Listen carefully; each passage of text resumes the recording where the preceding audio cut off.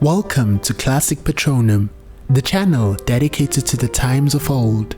This week, we take a look at Alfred Hitchcock to make an attempt at uncovering his influences and rather strange obsessions. But before I start, I just want to make a brutally honest confession. While preparing to make this video, I honestly didn't know how and where to start because, like most film buffs, Alfred Hitchcock is the undisputed gold standard when it comes to the craft of making movies. And even though I'm not an aspiring filmmaker myself, there's just something about the way his movies seem to captivate my imagination, so much so that he remains one of the biggest influences in my work as an artist. So initially, I wanted to explore the recurring themes in his movies, themes such as blonde leading ladies, antagonists with, at the time, eyebrow-raising sexual orientations, murder, mystery, horror, the list goes on and on really. But it was upon watching one of his interviews that my approach changed and I began to see that perhaps Alfred Hitchcock's own character or moral fabric had nothing to do with what he ultimately showed in his movies. In 1972, Alfred Hitchcock sat down with talk show host Dick Cavett and gave an hour-long interview. Now, clearly he was simply doing a bit of publicity for his latest film, Frenzy, which would be released 2 weeks later, and as a result, the questions had to circle back to that film. However, the interview goes through so many tangents as Cavett, clearly a huge fan and trying so hard not to fanboy, delved into Hitchcock's past films and how they were made. During this interview, one moment stuck with me, and the more I think about it, the more my appreciation for Hitchcock's filmmaking brilliance increases. He essentially explains how clever editing can manipulate an audience's interpretation of associated scenes, depending on how those scenes are cut and put together.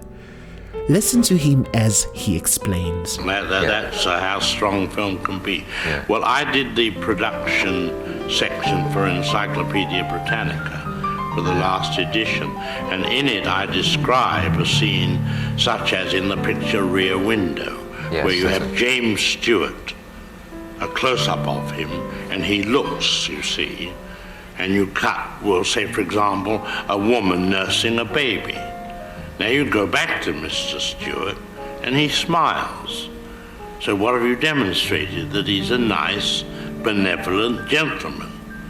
Now take the middle piece of film away. He looks, he sees. Now cut to a girl in a bikini and he smiles. Now he's a dirty old man. And it's the exact same smile. Exact same smile, the same look. The subject has changed. Now, I must admit, this has to be one of the most powerful things I've ever heard about film editing. If you watch the complete interview closely, you'll notice that Alfred Hitchcock believed that actors were not that important in making a good film, no matter how talented they were. It even became a running gag in Hollywood that Hitchcock simply treated his stars as, say, cattle. As he spoke more and more and warmed up to the interview, peppering his conversation with witty puns and jokes in true Alfred Hitchcock fashion, it's interesting to note how matter-of-fact he seems to treat the most disturbing subject matters explored in his films. The ease at which he does it, whether it's describing how the infamous shower scene in Psycho was filmed, or the techniques used in filming a bird attack in his 1963 film, The Birds, sort of puts you as a listener at ease too. I mean, you'd suppose that a man who somehow could think of such horrific instances as are portrayed in his films had something inherently sinister in his mind. But if that wasn't the case, it does leave you to wonder though. Was it just a product of a big imagination, or rather a coping mechanism, a means of coming to terms with past trauma? Well, in his own words, the most frightening thing in Hitchcock's childhood was when his mother jump-scared him by shouting "boo" to his 3-year-old self. But other than that, he explains that his childhood was pretty normal, and he was often considered a bit shy and unassuming. So it makes it difficult to pinpoint exactly where his dark and often twisted influences came from. But isn't that the case with every creative mind? I mean, does a writer of horror write about horror because they have inherently dark and twisted minds deserving of punishments as real psychopaths and murderers do? Of course not. It would be ridiculous to, suppose, charge Stephen King of premeditated murder just because in one of his books he writes in explicit detail the killing of an innocent person by a monster. Now, if you have watched a handful of Alfred Hitchcock's films, you would have noticed how ladies with blonde hair were a constant feature from his early 1950s films onwards. While some might say that this was just a case of coincidence, but then you discover that in the 1953 film I Confess, he made actress Anne Baxter so miserable for being a natural brunette, she ended up dyeing her hair blonde for the role in order to please him. Also, what's with Hitchcock and villains with queer undertones? In Rope, for example, the script where two college friends decide to murder their friend by strangling him and hiding the corpse in their apartment's cabinet was actually inspired by a true story where the two murderers were same-sex lovers. In 1951's Strangers on a Train, a similar subject matter is explored, but ever so subtly.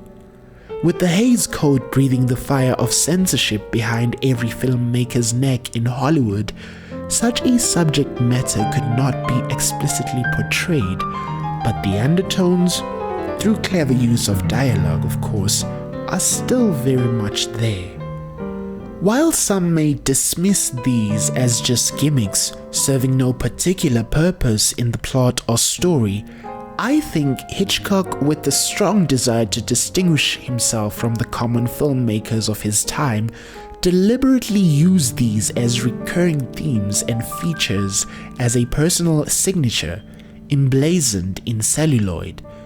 It adds a unique stamp in each film, which has a similar effect as appearing as a cameo in almost every other film he has ever made.